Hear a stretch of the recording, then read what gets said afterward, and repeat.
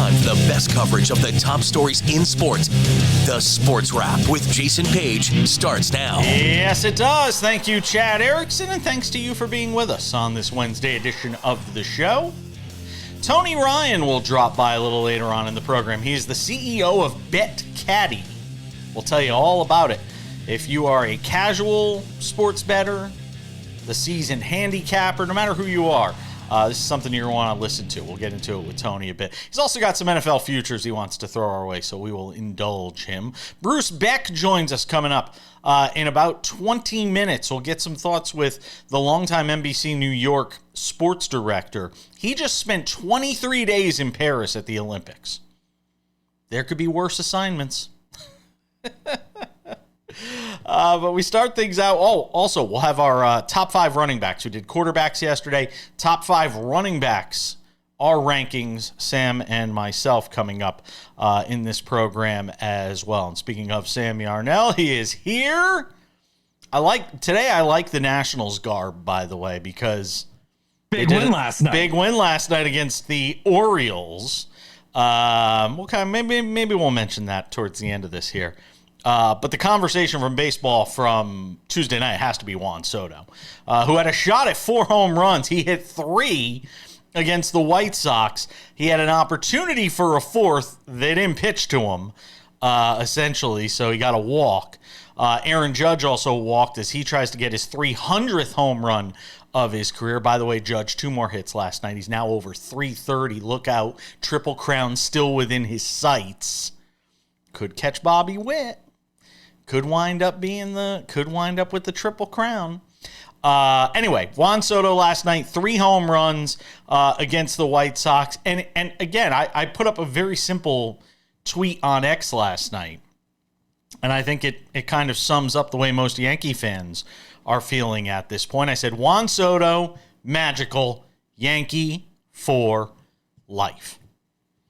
I mean, is there any doubt at this point, Sam? What could keep him, other than the Yankees saying, we don't want to spend the money, after we went and parted ways with Michael King, who looks like Cy Young over his last 7 starts.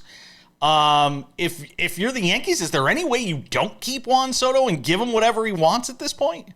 Yeah, 100%, because you gotta look to the future if you're the Yankees. And the fact of the matter is, we've done this experiment before when you spend a bunch of money on a fortified star, like the Yankees did with Aaron Judge, and then you bring in another star to complement them on a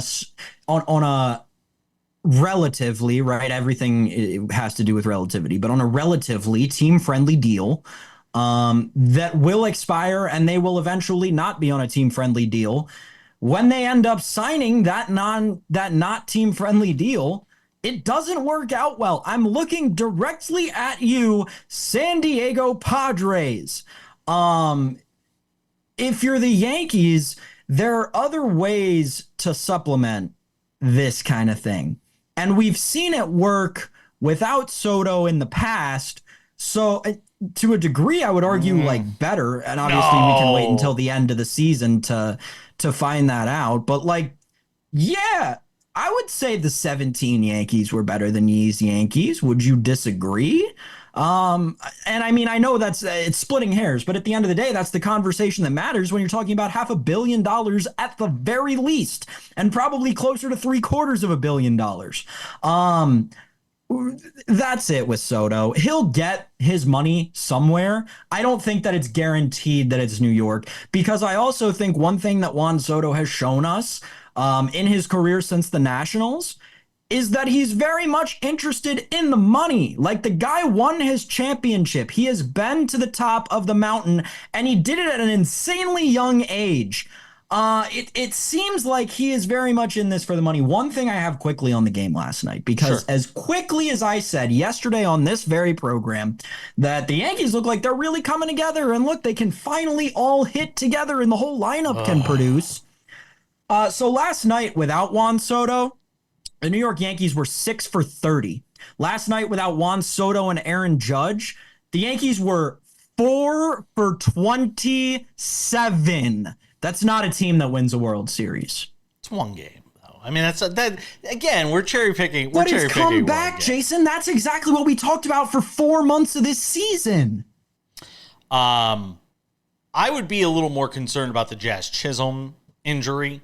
100%. UCL could be lost for the season. Wouldn't be surprised. Although I will say, Oswaldo Cabrera has actually been hitting the ball really well. I was going to say, he's looked good lately. Spot starts. So I'm kind of glad that he might get some run, although they're talking about bringing in Ahmed Rosario, and I'm just like, what are we doing? What are we doing? What are we doing? Like, I don't understand this. There is talk about the Yankees making a signing off the street, essentially. Who would be playing for his... What's funny about that is he'd be playing for his third team this season, 2 of which were the best team in the league, and it's freaking Ahmed Rosario. Hilarious. Yeah, you just can't make it up. Judge is doing incredible things at the plate right now as well.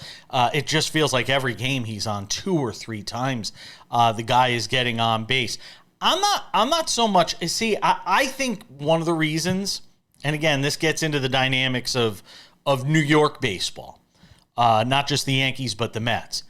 The last thing you can have happen if you're the Yankees is Juan Soto walk out the door and walk across the street and play for the Mets. That can't happen. And 100%. Steve Cohen's going to throw everything he has at Juan Soto. So to me, if you're the Yankees, you almost have to keep him at this point. Knowing that Steve Cohen's across the street, he's going to want to make a splash. He's going to have the money. I think it's very problematic. Oh, he's not going to the Nationals. Stop it. He's going to New York. He's staying in New York. So he's already got real estate there by now, probably. We only have a minute left in this segment, so let me spew my conspiracy theory for a second. Juan Soto said in his 3rd or 4th interview after he joined the Yankees that Washington was always a place he wanted to spend his whole career. He said the same thing in San Diego last season. He's made subtle hints about how much he loved Washington his entire time in the major leagues in different spots. Like I said earlier, it's where he won his only championship, and every team he's been on was expected to win the championship. When you talk about the money situation, because I know that's where everyone's going to want to go and that the Lerners don't have the bag to throw at them, I got news for you, folks. It's not the Lerners anymore. Ted Leonsis is coming for that ownership spot, and he's coming fast, and that guy has the money to throw the bag at Juan Soto because he knows what it'll do for that area in terms of sports. New York, stardom, the money, the fame, achievement unlocked, God mode. Not the best player on his team. And that could mean something. You might be right. We're coming back. I'd like to say this is the first time, but there have been others. How many? Who can keep track? You think this is a joke? Darling, we need answers, and you're gonna give them to us. Tell us again. My car broke down. I brought it here. I got stuck paying an expensive repair bill. So it's true. How much, darling? $2,300. But $2,300. What was I supposed to do? My transmission was shot. You pick up your phone and you call CarShield before the car breaks down. Plans through CarShield cover up to 5,000 parts and systems in your car. That's right. A plan through CarShield could save you on some criminally high auto repairs, especially if your car is out of warranty. So, call CarShield, America's #1 auto protection company, before a breakdown and save yourself from getting stuck in car repair jail. Let me guess. You hate saving money. Who hates saving money? Apparently you do. All you had to do was call CarShield. And you could have protected yourself against expensive repairs. Yeah, and then my price will go up the minute I file a claim. Shut up! CarShield has the price locked in. For as long as you cover your car. I guess I should have called CarShield? It's about time you said something that made sense. Now you know what you need to do next time. Bet he'll call CarShield now.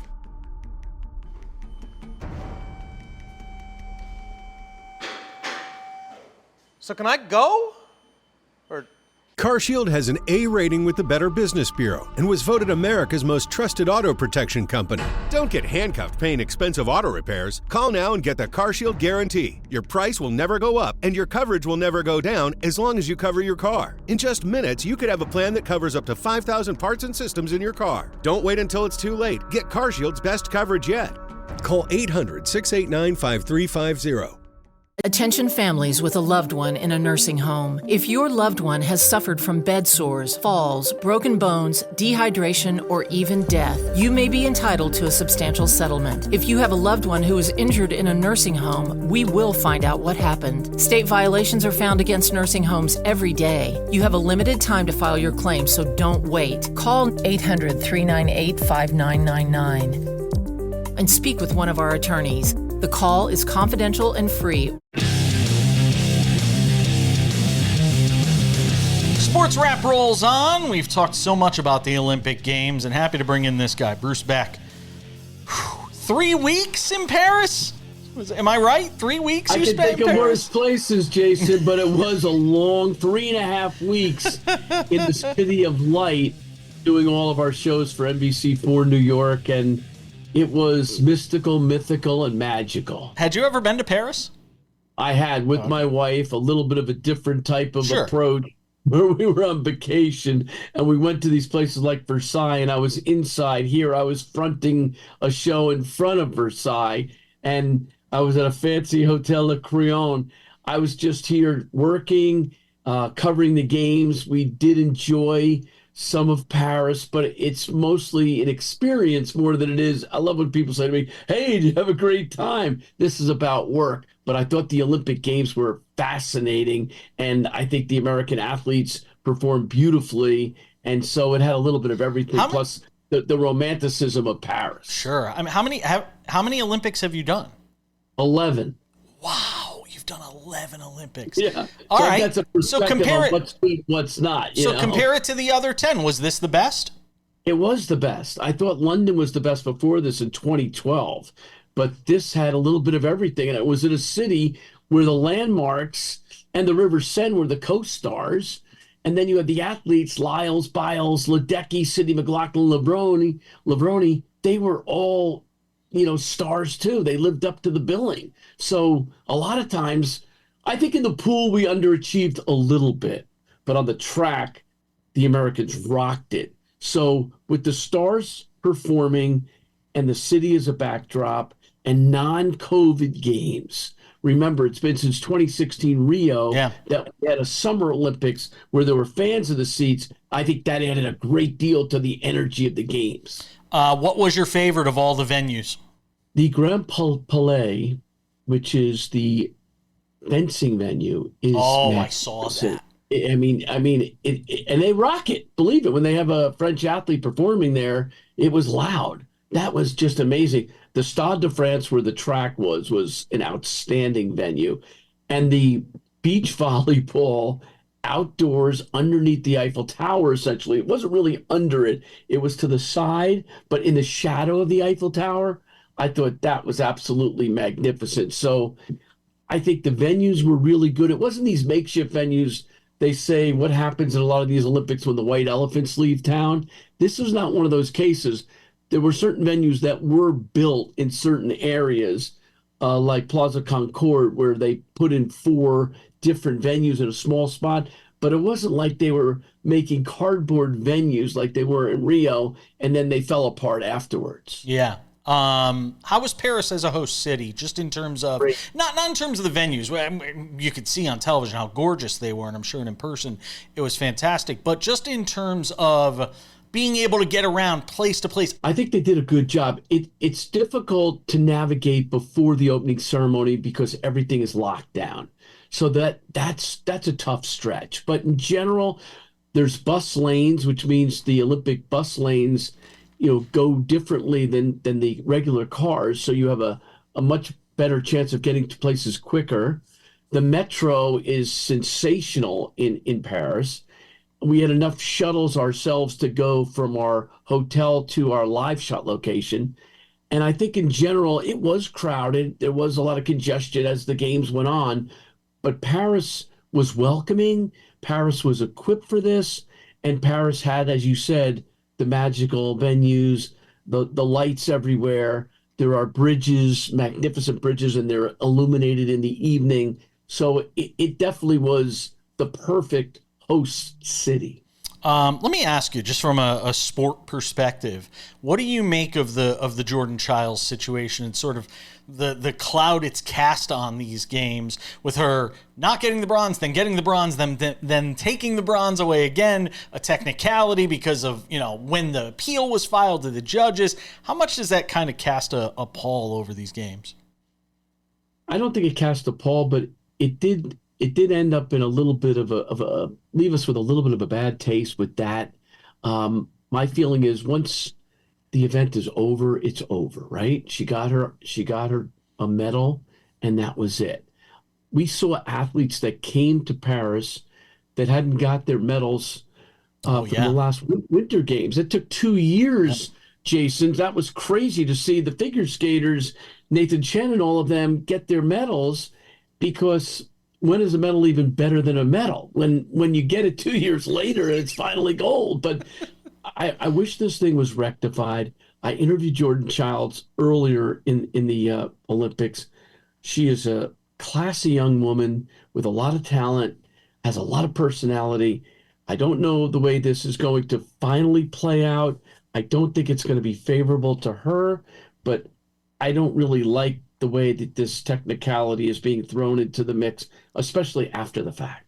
Who's ultimately the star of these games to you? I know it's hard to pick one. It's like saying pick your favorite kid. But if there's one U.S. athlete that will stick out to you from these games, who is it? Is it Simone Biles? I think it's Katie Ledecky, because she became the most decorated female American of all time with 14 medals.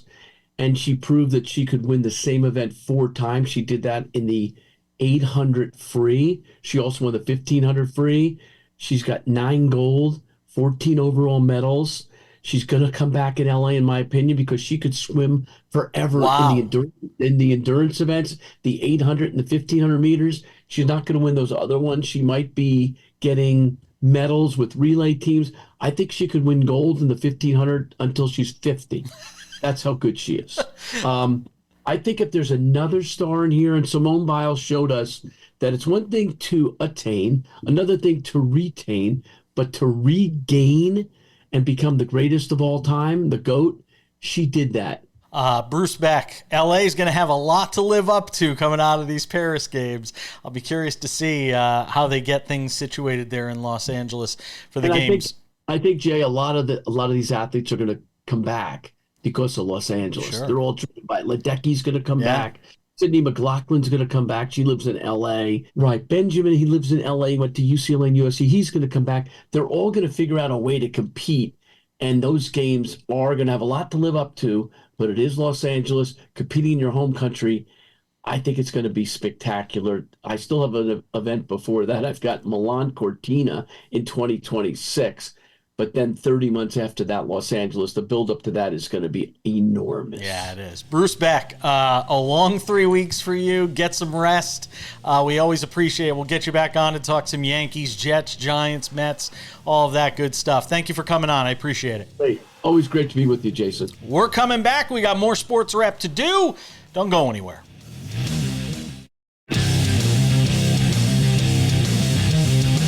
Thank you to Bruce Beck for hanging out with us on the show. 23 Days in Paris. You can write a book. Just call it 23 Days in Paris. That actually wouldn't be a bad... I might have just given him an idea.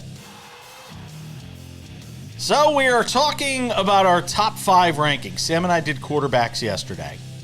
Today it's about the running backs, Sam Yarnell. We go back and forth from 5 down to 1. I will get it started. My number 5 running back might surprise you. Nick Chubb. I think Chubb's going to have a huge bounce back year. Obviously, injured last year. Yes, he's 29. He's getting close to that magical number of 30. But look at how productive he has been when he is on the field. If Nick Chubb is on the field, he is a top 5 running back. That offense desperately needs his production. Think about what the Browns were able to do last year without Nick Chubb. It's why I think Cleveland is really a bit of a wild card in that division. Remember, they didn't have Deshaun Watson for a big chunk of the year. I like Nick Chubb. I rank him as my number 5 running back. Who you got? Obviously, yeah, interesting choice. I mean, tough to come back off of the leg injury, but we'll see. It would be very, very, very cool to see Nick Chubb come back and be a top 5 running back this year. The story would be great, and he would hands down be your comeback player of the year. I can guarantee you that right now. I wonder if there's money on that. I wonder if there's money on that anywhere available. Oh, I'm sure there is, and I'll find it for you in just a sec after I get done telling you about my number 5 overall running back, and this one might surprise you. It's Saquon Barkley. I really think that Saquon Barkley is going to succeed behind this Philadelphia Eagles line this season. That said, he's not, top 3. He's not Saquon Barkley of 5 years ago, but he's nevertheless, Saquon Barkley is Saquon Barkley. And behind the Philly offensive line, I know Jason Kelce being gone, people may say is a huge difference maker. I don't think it is. That is an offensive line that end-to-end, tackle-to-tackle, has proven its worth and even has good blocking tight ends year in and year out. And I think Saquon Barkley behind that Philadelphia line this season will have great success. Give me Saquon Barkley as my number 5 running back. My surprise on Barkley is actually that you don't have him higher. Hint, really? Hint, hint. And that's why I'm going to tell you my number 4 is Breece Hall. I will put Breece Hall as number 4. Now, look, again, I will give the same admonition or disclaimer that I gave yesterday on the show. A lot of these guys from 2 through 5, 2 through 7, if we went further, are interchangeable. It's not like you're having a heavy drop off with any of them. I expect Breece Hall to do some great things. The thing is, and I think he'll do some good things catching the ball out of the backfield for Aaron Rodgers. I mean, I don't have anything bad to say about Breece Hall. It's just I have better things to say about Saquon Barkley. I'll put Hall at number 4, but a little teaser as to what's coming in my top 3. I like Breece Hall at number 4. My number 4 is going to be Jahmyr Gibbs out of Detroit. I think Jahmyr Gibbs is going to blow up this season. We saw incredible success last season, and that's when he had David Montgomery taking half of his touches out of the backfield and a lot of the touchdown equity up there in Detroit. I know that this isn't a specific fantasy segment, but I use fantasy rankings to do a lot of my research for segments like these, and to me, Jahmyr Gibbs this season is at worst the 4th best running back in the league. I think David Montgomery has a lot of regression in terms of touchdowns and in terms of touches overall. Give me Jahmyr Gibbs as my number 4 running back. Saquon Barkley is number 3 for me. And again, I'm not saying he's better than Breece Hall, worse than Breece Hall. I think there are some intangibles to Barkley coming out of the Giants and wanting to prove something within the division. Watch Barkley this year. I think he's going to light it up in a big way there. He had 1,242 scrimmage yards last year, 962 of those rushing. And remember, that was a bad Giants team. That was a really bad Giants team. And he still was able to put up numbers on a team where everybody they played against knew the only thing he really had to stop was Saquon Barkley. Now he goes to a Philadelphia team. It is more dynamic. I think he's going to put up some big numbers this year. Saquon Barkley is number 3 for me. Give me Bijan Robinson as my number 3 running back. I know he had the slow start last season, but in the second half of last year, this is a guy who really, really turned it on. And we saw what he could do with a nothing team around him and an offensive coordinator and a coach that hated him. So now under this new coaching staff, under new coordinator and a new offense, especially with Captain Kirk at the helm, I trust Bijan more this year. I think big things are coming for Bijan Robinson. Give me Bijan as my number 3 running back. I'm kind of curious how Cousins has done, and I don't know this off the top of my head. I don't have as fast a recall as maybe you do on this. How has Cousins performed with that type of back in the past? How have those backs performed with Cousins in the past? I'd have to go back. I'd have to go and look because I'm kind of curious. It's Dalvin Cook, right? Yeah, it would be Dalvin Cook. Yeah, that would be the one. That would be the comp. That's the one. So you're talking 3 years they played together, I believe, and Dalvin in Minnesota. put up good numbers. And yeah, I'm just looking at off the top of my head. It looks like he was a Pro Bowler one of those 3 years, but his completion percentage, right around 70 every year. 3,600 yards was the fewest he threw for, and he didn't start every game that season. I put Bijan for all the reasons you talked about. And it's real simple. I'll go quick here on this one. Bijan is my number 2. Again, for all the reasons you discussed. I'll go Bijan Robinson number 2. I think he's going to have a huge year down there in Atlanta playing with Kirk Cousins. My number 2 is Breece Hall. Kind of the reasons you talked about earlier. I think I'm just taking the gamble that he succeeds a little bit more this year with Aaron Rodgers. Maybe he'll play more than 5 snaps. Maybe. Hopefully Aaron Rodgers plays more. Yeah, we'll see. All right, so that takes us to number 1. And look, I think it's good that we have about a minute here because the guy that deserves the most time of anybody is Christian McCaffrey because he stands above this great crop of running backs all by himself. I mean, we could sit here and wax poetic. I could sit here and give you the numbers. They don't do any of it justice for what he was able to do last year. 10th player in NFL history with at least 10,000 scrimmage yards. He had a great year last year, reigning Offensive Player of the Year. What else needs to be said? There you go. The only interesting thing to me is that I've heard rumblings in the fantasy community, and this is nothing big. This is none of the high stakes leagues or the PFFC or whatever it's called. But I've heard low stakes leagues like friends leagues are making this rule where if you draft Christian McCaffrey as your 1-1 in fantasy, you forego your 2nd round pick. What? Hilarious. He's great. He's awesome. He's a tier above everyone else. He's not Barry Bonds level. We're coming back on this Wednesday edition of the show. Tony Ryan, CEO of BetCaddy, stops by the show next.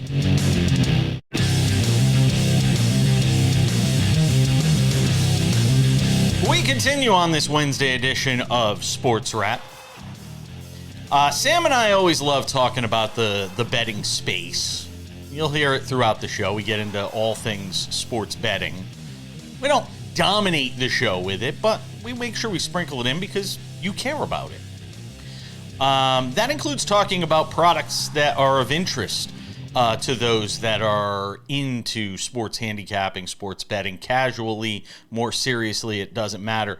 I was recently turned on to Tony Ryan, who is the CEO of BetCaddy. I don't know, it popped across, I don't know if it was Facebook or LinkedIn. It popped across somewhere, Tony. And Tony joins us on the show today. Tony Ryan is the CEO of BetCaddy. So I want to talk about this product because what stood out to me was the fact that it gave sports bettors an opportunity to sort of be locked into everything they have going on, all the action they have going on, and sort of confining that to one space. Whether it be an update on a game that they have some money on or they have some action on. I want you to kind of explain to the audience what BetCaddy is and how it came to be. Absolutely. Yeah, and I appreciate you both having me on the show today and excited to talk through it a bit. But BetCaddy started from frustration for me, sitting on my couch, and I had 2 Samsung TVs. I had a couple of roommates, and the NBA app wasn't on my TV for some reason. So I had one Xbox controller that I was flipping through games to get to the NBA League Pass. I had ESPN on the other one. I had to use my Xfinity remote. And then I was looking at my scoreboard app to try to see if my guys were in the games for a parlay for 3-pointers. And so I was constantly flipping through this. And the idea behind it was, hey, can we make a red zone style system for your bets, for your fantasy teams, for your daily fantasy? And that's where the idea really spawned from. For me, I've been a sports bettor for probably too long. I think I lost my first bet on a Kyrie Irving backdoor cover during his rookie season to my brother. And so that being the case, that for me, it was always about, hey, I love this industry. It's something that I enjoy as a passion, and using kind of technology to enhance the viewing experience, right? There's a ton of apps out there that provide analysis or can give you scores. But the big premise behind BetCaddy is, hey, as a sports bettor, you know where to put your eyes at every second if you're sitting at a sports book, right?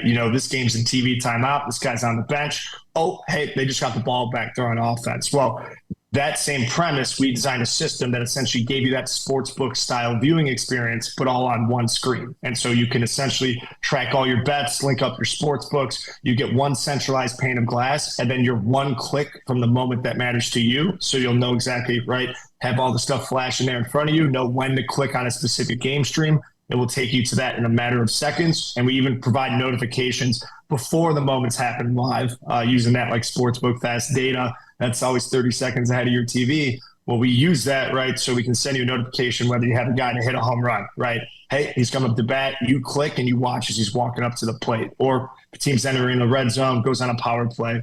Anything that matters to you from a sports betting side of things.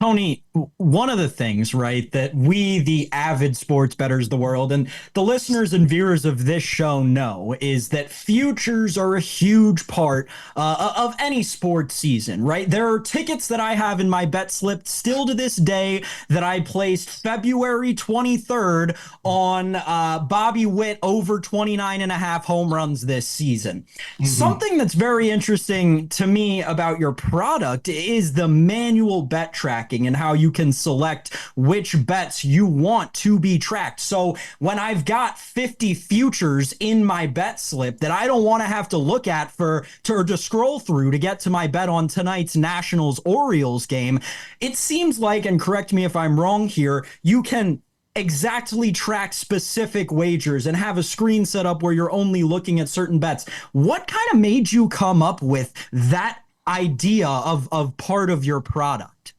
I have a very similar issue. And funny enough, my brother has Justin Fields to take his first snap with the Pittsburgh Steelers and literally has to wait until he takes a snap. So it's like they won't cash his bet until he does. So he was complaining about that to me yesterday. But that premise is that, right, on any given night, right, you care about something different. That's the beautiful part about sports betting and fantasy sports. It's, yeah, I'm not a fan of this specific team, but I am if I got $100 on it, right? And with that being the case, where you have, so many different options nowadays with betting, where you can take millions of different combinations. Well, everyone cares about something different that specific night, right? And so allowing that individual about what they care about, everything's personalized nowadays. Why is the sports watching experience not? And so that's where we wanted to say, hey, take everything that you care about, whether it just be a fantasy team, a specific player, a player prop, whatever it is, right? And just bring it to you and then build that experience of watching sports around it. That's the entire premise, where it's like, hey, I pay for these services. I pay for all this stuff. Well,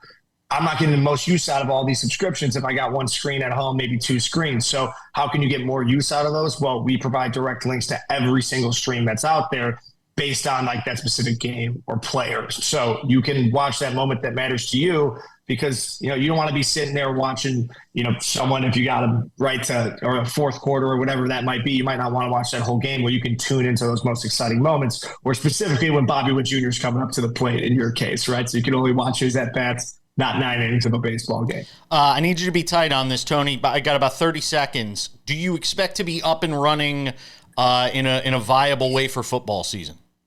Yes, absolutely. So we built out a lot of the stuff last year. It's a matter of turning it on right now. And so we have a public-facing beta right now that we're slowly kind of building up, but our internal version's a little bit further ahead. So we're expecting to be ready by week 1 of the NFL season. We feel like an NFL team where we're going to be continue to improve the platform week over week as the seasons progress. But definitely we'll have it up and running for football, NFL week 1, and our goal is to get it out by week 0 college football. So we'll see how the next few weeks goes here, and it will definitely be ready come September. All right, Tony's going to hang with us for another segment, maybe pop in another question on BetCaddy. He wants to go into some NFL futures as well. He's the owner of something called BetCaddy. If he doesn't want to talk futures, what is he here for? We're coming back with more Sports Wrap. Don't go anywhere.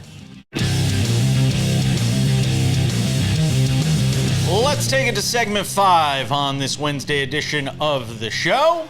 Typically, this would be something to consider, but instead, we're spending an extra segment with our guest, Tony Ryan, CEO of BetCaddy, who is hanging out with us on the program. Congratulations on BetCaddy, first of all. One more question before we get to a couple of futures. You're hoping to be up for football season. Do you envision this being a subscription model, and when do you think you will kind of morph into more of a subscription model?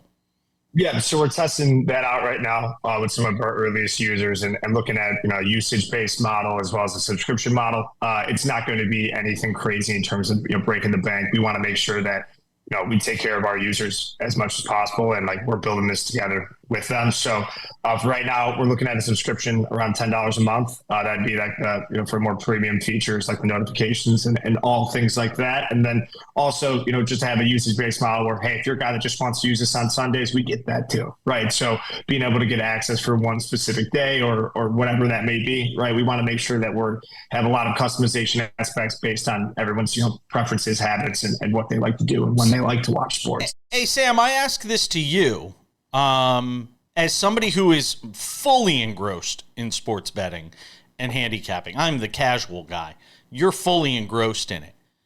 Is that something that is appealing to you? I'm curious what you get from this.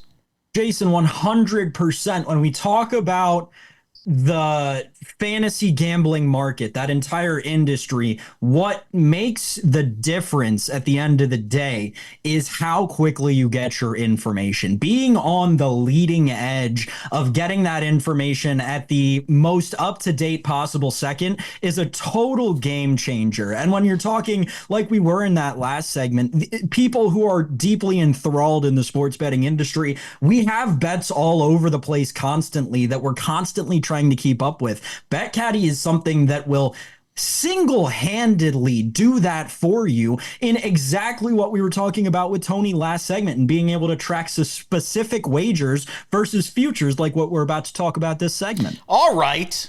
Good lead in there. Nice job. See, that's why he's the heir apparent to this show, because he was able to weave that right into talking about NFL futures. All right, Tony said when I booked him, he was like, "Hey, I want to talk futures." I was like, "Okay, fine. You want to talk futures?" So Tony, give me some futures you like for the upcoming NFL season. Absolutely. I got a few teams I'm bullish on. Obviously, I'm a little biased here, and Hard Knocks has probably got me, jumping through the roof right now. But the Bears, I've suffered through many quarterbacks. Back in college, a couple girls told me I looked like Mitch Trubisky. I wish he was a lot better than he was, because we haven't had a half decent quarterback since then. But for us, for me right now, I love the Bears at over 8.5.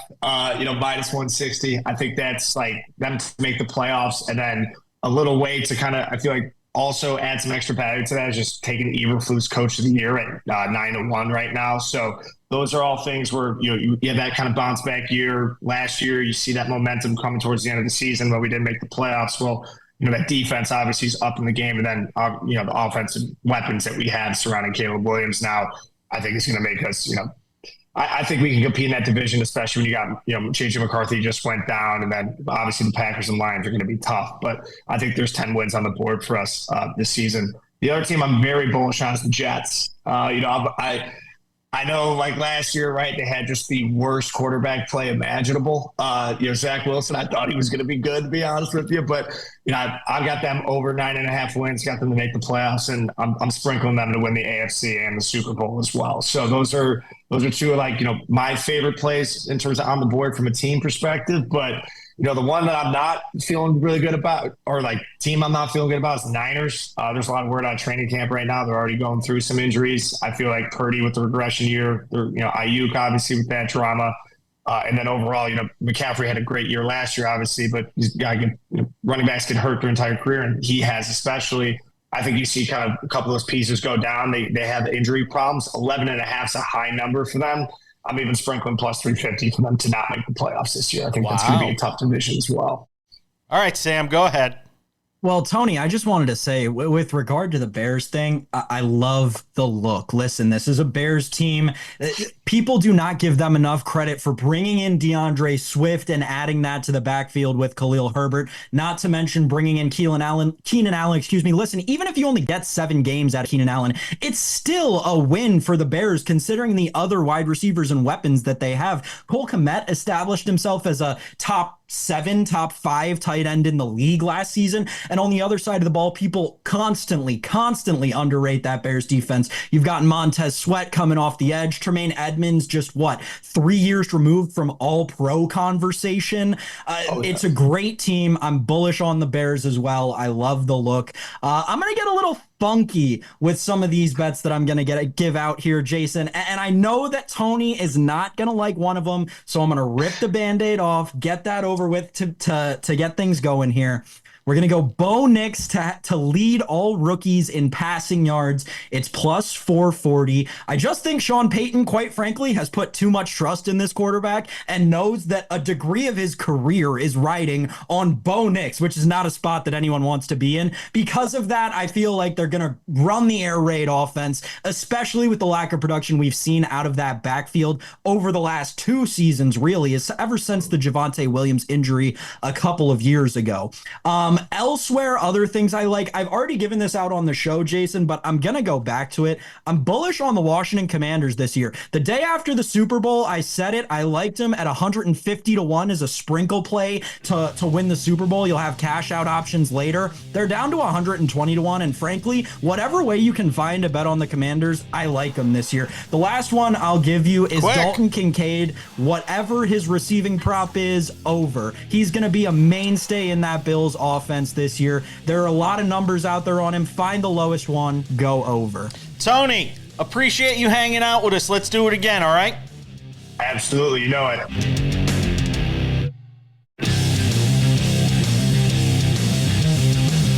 All right, just about time to put the wraps on this baby for a Wednesday.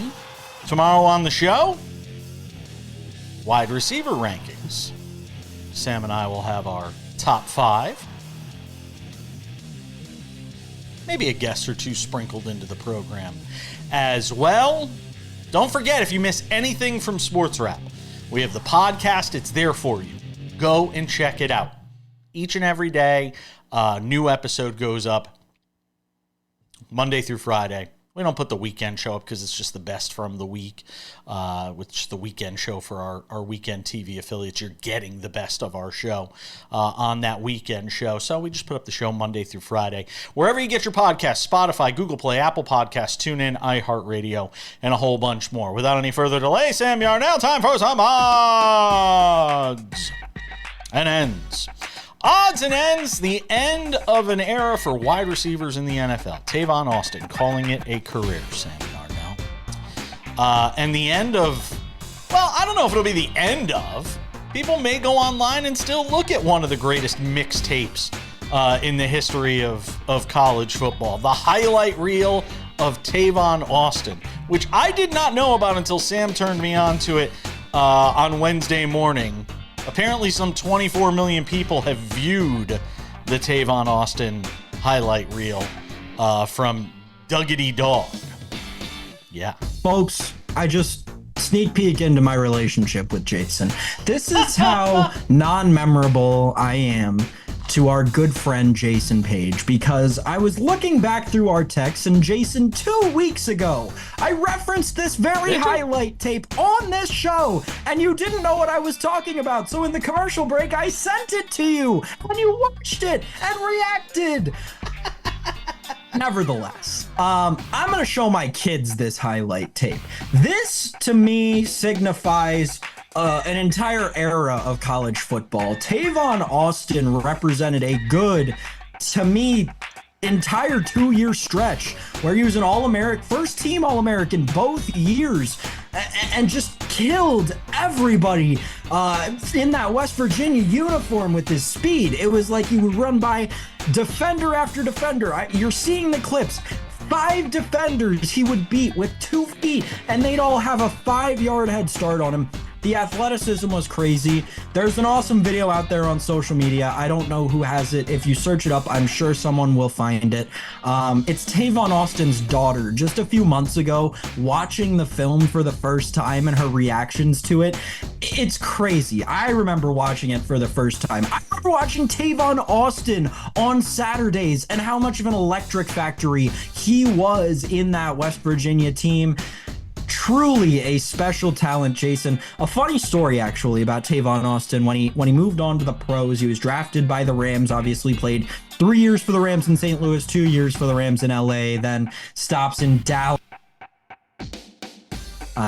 Green Bay, maybe, before he ended his career. But regardless, when he was in St. Louis, when he first moved there, there was a car wash near the facility, I assume. My cousins happened to work at that car wash just as a high school summer job, and Tavon Austin obviously would regularly go there to get his car washed. I was always told that Tavon Austin was an incredibly nice guy, and that's exactly what you want from that kind of star. Even if he didn't have the success that we all wanted him to at the NFL level, truly a legend of the college football game. And like you said, best mixtape ever. 9 NFL seasons, a combined 26 touchdowns, 16 receiving, 10 rushing for Tavon Austin in his NFL career. That too. He was the original Deebo Samuel. I mean, people don't give him enough credit. He was the original wide back, right? Like, he was the guy who would take it out of the backfield and run a go route. Odds and ends, we don't know the end of the story when it comes to the 49ers and Brandon Ayuk, because it feels like the story could go either way right now. Reportedly, Jeremy Fowler, ESPN, saying that there's a deal in place with the Steelers. All they need to do is pull the trigger. On the other hand, the Niners are still trying to get a long-term deal done with Brandon Ayuk. So one of two things will be true. Either he will play this season with the Niners and they'll figure out a solution for a long-term deal, maybe even before the season starts, or Brandon Ayuk will get traded to the Steelers. My curiosity is, what will they have to give up to get him? Yeah, it's interesting. I don't think a lot, because the guarantee is more the contract on the other side, right? That's what's more valuable to me than the movement of the player itself. What I'll say is this. The most interesting part to me, Jason, is what happens with George Pickens. Because all of George Pickens' career, we've been used to having him with Kenny Pickett and his constant success with Kenny Pickett. The Pickett to Pickens connection was what kept Mike Tomlin 9-8 for as long as it did. But you bring in Brandon Ayuk to a team that already has a little bit of quarterback fallout, and even with the quarterback fallout, neither of them are really that good. I think we can agree on that. And Brandon Ayuk's coming off of a Super Bowl run. The math just isn't mathing to me on this deal. All that said, if it happens, it'll be just another example of an NFL deal going down that I do not understand in any sense. I'll say this. If Ayuk goes there, I think he obviously makes them a better team. Because, I mean, there are two types of, I say this all the time, there's two types of quarterbacks in this game. There are quarterbacks that need complementary players around them to enhance their game, and there are quarterbacks that enhance the game of those complementary players. To me, neither of those quarterbacks right now in Chicago are guys that I would feel confident saying are the ones enhancing the complementary players around them. We'll see if I'm wrong. It's going to wrap it up for us today. Thanks to Bruce Beck. Thanks to Tony Ryan. Thanks to you, Sam Yarnell. We're back here on Thursday for another edition of Sports Wrap. We'll see you then.